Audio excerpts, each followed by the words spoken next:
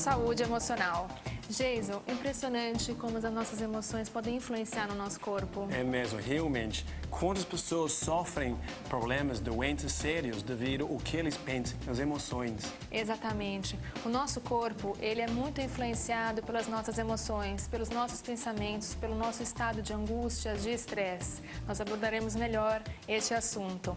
E também nós vamos abordar algumas posturas interessantes da dona de casa. As donas de casa também têm influências muito fortes das tarefas que elas empenham todos os dias. Então, hoje eu vou mostrar dicas de como as donas de casa podem evitar essas dores desnecessárias.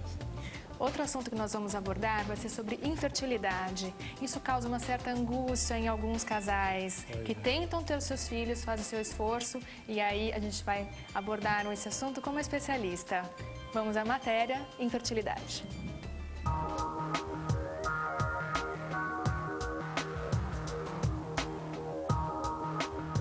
Nos dias atuais, quando tudo se consegue rapidamente, para muitas pessoas, conceber um bebê parece ser uma busca eterna. Consideramos infertilidade quando, depois de 1 ano de tentativas, o casal não consegue engravidar. A esterilidade é um inconveniente mais habitual do que se pensa. 1/5 dos casais não podem conceber por sua própria conta. As repercussões emocionais que isso pode causar são intensas, principalmente nos casais que ainda não tiveram nenhum filho, podendo, inclusive, trazer problemas matrimoniais, ansiedade e depressão, fatores que só dificultam ainda mais a concepção. Aproximadamente 60% dos casais inférteis terminam conseguindo engravidar quando dispõem da ajuda necessária.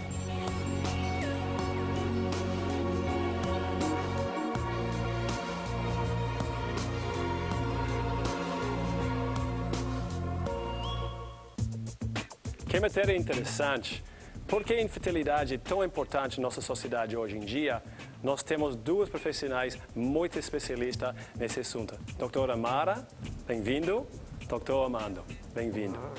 Doutora Mara, o que é exatamente infertilidade? Infertilidade, como o nome diz, quer dizer infértil. É o casal que não consegue levar a gestação até o final.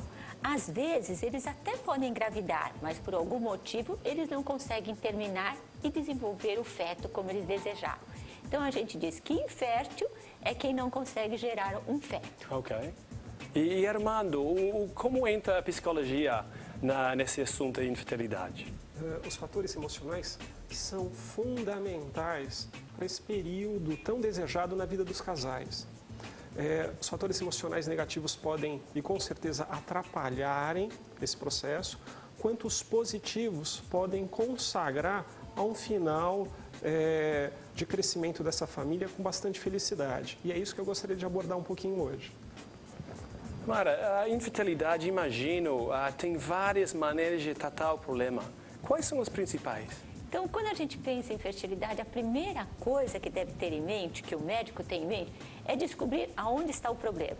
Como a gente sabe, 40% dos casos pode estar na mulher, 40% pode estar no homem, mas em 20% o problema é dos dois. Ou seja, apesar dos dois serem perfeitos, juntos eles não funcionam. O interessante é que sempre que tem um problema de infertilidade, o mais ansioso é o homem. O homem chega no consultório super preocupado que a gente deu o veredito. O problema está em você. Então, antes da gente falar qualquer coisa, nós pedimos exames para os dois e depois, com os exames na mão, nós vamos ver que tratamento nós vamos fazer. Claro, claro. E as causas principais, quais são? Então, a principal, que é a mais temida de todas, que é a dos homens, é a falta de espermatozoide. Isso é raro, mas acontece. Pode também ter espermatozoide, mas eles serem em pequenas quantidades ou eles serem deformados, digamos assim. Graças a Deus, hoje nós temos tratamento para todas essas causas. E a outra causa muito frequente são nas mulheres. Então, para a gente entender qual o defeito da mulher, é fácil de ver. Pode estar falhando aqui no ovário, ou seja, a mulher pode não produzir a semente feminina, que é chamada de óvulo.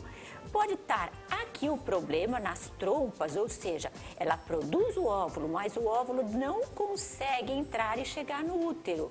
E pode estar aqui no útero, o que significa que ela não consegue engravidar porque o problema está no útero. E tem os problemas emocionais que o doutor Armando vai falar.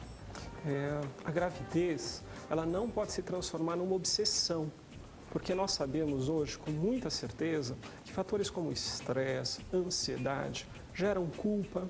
Existem casais que, além da dificuldade do processo de fertilização, acabam também adquirindo conflitos na relação. Então, abordar os problemas emocionais deve fazer parte de uma rotina médica multidisciplinar, onde que, a partir dos exames físicos, se determinando quais são os fatores mais implicados, a redução do estresse, a conversa aberta e madura com o casal, colocando o papel do homem, o papel da mulher e, principalmente, não perdendo a esperança.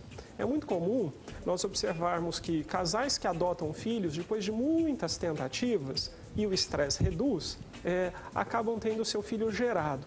Então, o fator emocional hoje ele é considerado um fator bastante importante que deve ser abordado tanto pelo médico responsável por esse atendimento, quanto por profissionais que vão estar trabalhando junto desse profissional para diminuir o estresse, que é muito comum, a culpa que nós vemos bastante na mulher.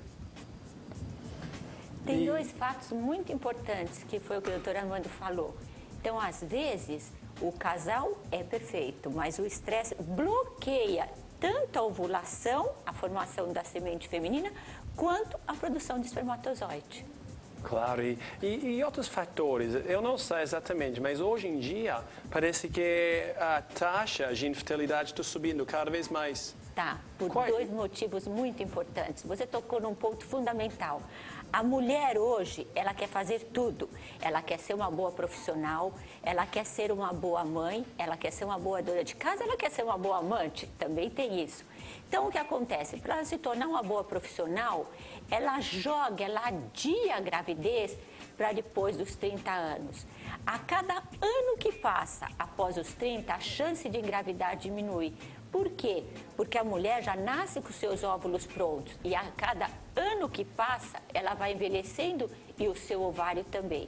Então, esse fato que parece tão simples, tão natural para todas as mulheres de hoje, vamos engravidar após os 30, pode ser a diferença fatal entre ser mãe e não ser mãe. Muito interessante isso. E Mara, vamos falar sobre os tratamentos. Qual é a abordagem de ginecologia a respeito ao tratamento? Então, a primeira coisa é descobrir onde está o problema. Não podemos esquecer que hoje também muitas mulheres acabam fazendo a laqueadura tubária, que é fechando a trompa, e depois elas casam novamente e querem engravidar. Gente, se fechou a trompa, não dá para engravidar. Então, tem que fazer uma cirurgia. Por isso, a primeira coisa, antes de resolver fechar a fábrica, digamos assim, definitivamente, tenham certeza de que é isso mesmo que vocês queiram. Tenham certeza que vocês querem ter só aqueles 2 filhos. Depois, procurem uma clínica especializada. Só essa clínica é que vai ser capaz de perceber se está faltando estimular o ovário, se está faltando consertar o útero ou se está faltando colocar o espermatozoide dentro do óvulo e os 2 juntos, e aí sim é a inseminação in vitro, uma vez colocar isto dentro do útero. Então, o tratamento vai depender da doença que está presente. Muitíssimo obrigado.